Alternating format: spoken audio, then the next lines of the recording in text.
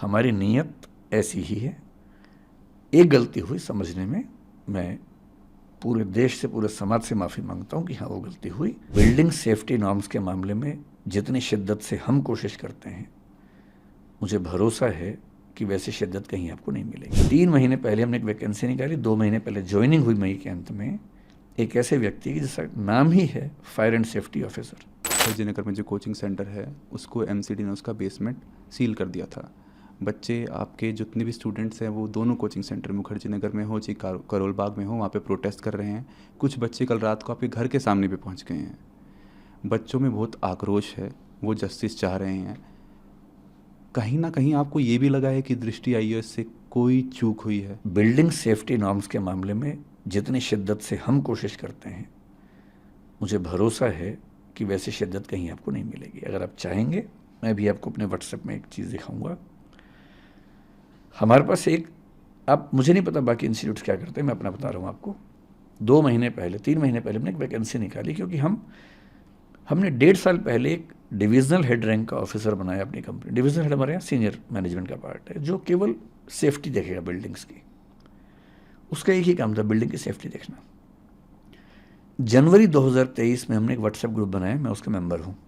उस ग्रुप का काम क्या है, 16 पॉइंट्स उसमें लिखे हुए हैं, जिसमें एक लिखा हुआ है कि मैंने चेक कर लिया है कि सारे दरवाजे खुले हैं, फायर एग्जिट साफ़ है, उसमें कोई बाधा नहीं है, छत के दरवाजे खुले हुए हैं, कोई इमरजेंसी होने पर बच्चे बाहर निकल सकते हैं। वो सब 16 पॉइंट्स हैं उसमें।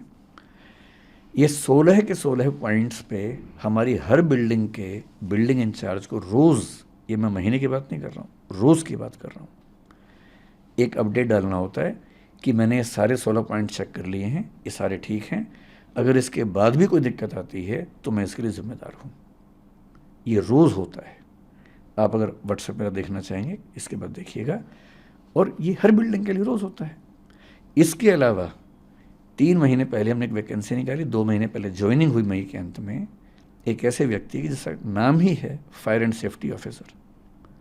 उनका काम क्या है, वो 14 साल से बड़े बड़े मॉल, बड़े बड़े हॉस्पिटल्स में, फोर्टिस जैसे हॉस्पिटल में, एम्बियंस जैसे मॉल में फायर एंड सेफ्टी काम कर चुके हैं।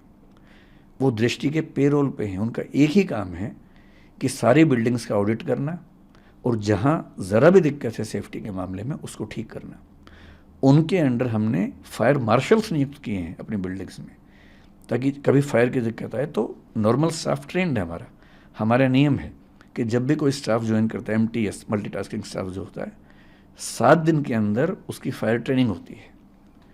और इसके अलावा अब हम फायर मार्शल्स हर बिल्डिंग में अपॉइंट करें, ताकि कभी फायर हो जाए, क्योंकि वो ट्रेंड हैं, बहुत ज़्यादा सीख के आए हैं, तो वो तुरंत आग बुझा देंगे, जबकि बाकी लोग शायद उतना तुरंत ना बुझा सके। हर क्लासरूम, हर ऑफिस में फायर एक्सटिंग्विशर्स हमने लगा रखे हैं, जो लगातार रिफिल होते हैं।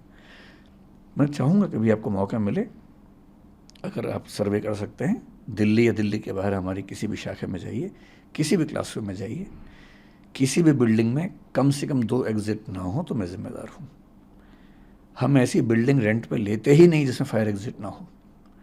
कई बिल्डिंग्स में आप देखेंगे लोहे का बहुत बड़ा फायर एग्जिट बना हुआ, चाहे करोल बाग में देखें, चाहे जयपुर में देखें, चाहे इलाहाबाद में देखिए। वो हमारी शर्त होती है। इंदौर में हमें 1.5 साल एक्स्ट्रा लग गया, केवल इसलिए कि एक भी बिल्डिंग ऐसे नहीं मिल रही थी जहाँ 2 एग्जिट हों। हमने एक लैंडलॉर्ड से बात करके उसकी ज़मीन पे, प्लॉट पे बिल्डिंग बनवाई 2 फायर एग्जिट वाली, और वहाँ काम शुरू किया। 2 साल लेट काम शुरू किया, सिर्फ इसलिए कि किसी भी स्थिति में किसी बच्चे या स्टाफ की ज़िंदगी से समझौता ना हो। हमारी नीयत ऐसी ही है। एक गलती हुई समझने में, मैं पूरे देश से, पूरे समाज से माफ़ी मांगता हूँ कि हाँ वो गलती हुई, आगे वो गलती नहीं होगी।